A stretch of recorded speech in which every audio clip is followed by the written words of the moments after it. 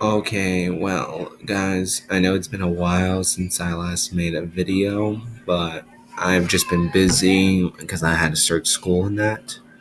Now I've got some free time. I'm gonna upload this video about my Dinomist deck. I just finished this. The hard part was getting hold of two certain Draco Slayers for me, because I don't got lots of money. And it's hard to find something someone wants. Oh, and also I got a lot of fusions for frightfurs. I just need to get a few more of the common cards, and I will make a frightfur deck profile with the dark fusion because dark fusion is really good. It it works on the frightfurs and it prevents them from being affected by card effects. So yeah, here is my Dinomist deck. Okay. So yeah, this is my deck. First off, I play three of Dinomist Rex because he's like the key card in this deck. He has a pretty awesome effect to shuffle cards back into your opponent's deck, and also he has a nice effect to attack again. Next is three of Brachion. He is a very useful card because, like, if you don't have the pendulum scales and you have no monsters, and your opponent does, he can be pretty much special summoned. And then this one is from the Dark Illusion packs. I bought a few, and he has been really useful. Dinomist and Kilos, because he can, whenever a Dinomist monster destroys a monster by battle, it is banished, and that really helps, especially against Burning Abyss, like with Dante. In order for him to use in like the exist monster that can be put on top of it, if the Dinomist monster destroys them, they get banished instead. The Burning Dante in them, they require to go to the graveyard to use their effects. So yeah, that's where his effect has really come in handy for me. Next, three Plesios. This card is really good because it can lower the attack or defense of a monster who does it, because these Dinomists, they're not too powerful on their own. It's true there's a field spell that powers them up, but that doesn't get them to really big heights. But with that, for every Dinomist card, it lowers them by 100. Next is Spinos. This really helps against if your opponent controls a really powerful monster, because by tripping a Dinomist, it can attack directly. Now that is a really useful effect. Next, I run two Petron. I would run three of him, but because of a certain card, I don't. I have it in my side deck, but whenever he destroys an opponent's monster by battle, you can add a Dinomist card to your hand. That comes in real handy. Next, I play two Ceratons, because like if you don't have the scales, you can summon, and then if you have a Dinomist, you can special summon this guy. He is really useful. Alright, so that is all my Dinomists. So now I'm going to run on to the Draco Lords and Draco Slayers. First Draco Lord, I play one of the Lecter Pendulum, the Draco Lord. He is very useful against other Pendulum decks. And that. Next is Vector Pendulum, the Draco Lord. This guy is also really useful. It's true he's a normal, but his pendulum effect negates other monsters. It's good against the odd eyes, like with Performer Power Unicorn, because of its effect to gain attack wounds. I really hate that effect. Then for Draco Slayers, because it's only limited to, otherwise I'd play three of Luster Pendulum. He is the tuner of Draco Slayers. He must be used whenever he is used to summon something. He must be used for a Draco Slayer. Yeah. Actually, I have been thinking they made Draco Slayer monsters. They also in Dark Illusions they made a Draco Slayer monster, not a pendulum, but a monster. I'm wondering also, will they make a Draco Lord something? Like a Draco Lord Synchro or something? Oh yeah. And these are the two Draco Slayers I had a hard time getting hold of. The Master Pendulum, the Draco Slayer, he is really good because he is searchable through a certain method, and also he's just since Luster is limited, it's good to play two of him.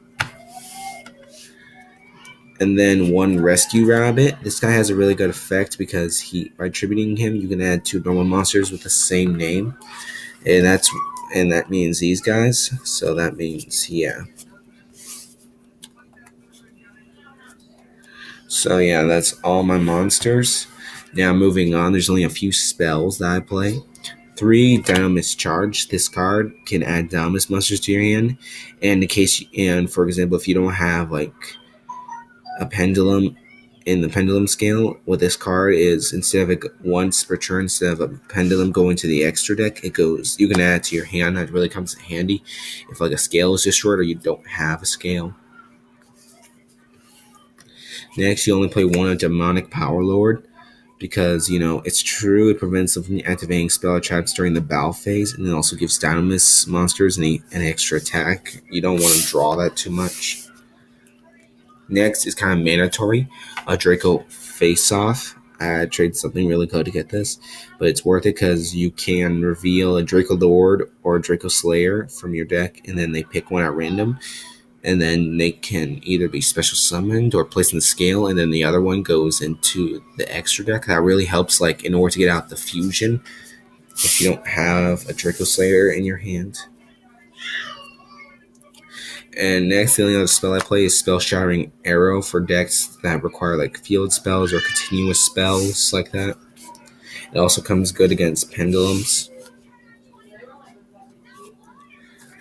3 of Dinomist Rush because of its effect to bring out a Dinomist monster from your deck, which comes in handy if you don't have any in your hand.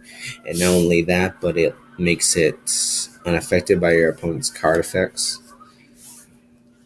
Next, I want to run Pendulum Reborn. It's really useful, like if you use your Dinomist monsters to Xyz summon, or if they're in the extra deck and you've got nothing in your scales, it helps bring out a Pendulum monster. It looks like Xyz Reborn beside Nan Wabaku, a classic to negate battle damage. And then this one, a really good one, Quaking Mirror Force. I love this because it puts the monsters in face down defense.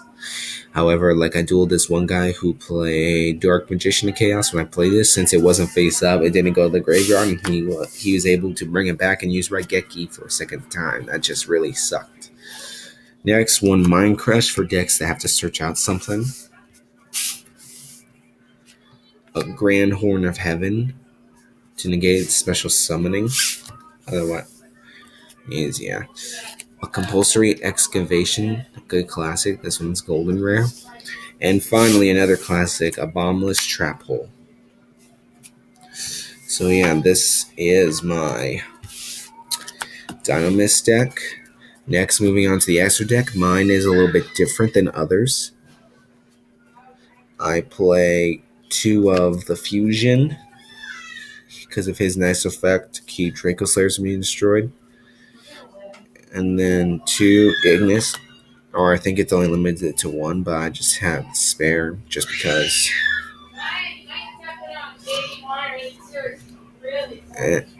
And then Abyss Dweller because of its effect to protect water monsters, which is what what Dowmists are. A Skybuster Musket because, he has a really good effect. Then this one, the Hope Dragon Shark, because of his effect to lower their attack, and then if he's sent to the graveyard, special summon like a Dinomist from your graveyard or something, or maybe the Fusion or the Synchro. Then a 101, to take their monsters. A Focusaurus to destroy them. I would play Cyber Dragon, but I don't have any. Then this one I played out of the gold pack. This one requires 3 level 5s, but it has a really nice effect. And then rank 8, Dark Knight of the Underworld, because 2 level 8s, which is basically the Synchro and the Fusion. And then I only play him because I use my Xyz material for this Pain Gainer to Xyz summon this, which is a really awesome card. It can defeat F-Zero if the conditions are right. And then I'm running low on time, so here is my extra deck. 2 Archfiend Eccentric, another Petron. These traps to prevent light and dark, a Mind Crush, and a Dinomist Eruption. I will be releasing my Triple D deck soon. I just need to get a hold of another card in that. And I will also release Dark Magician Girl and Dark Magician soon.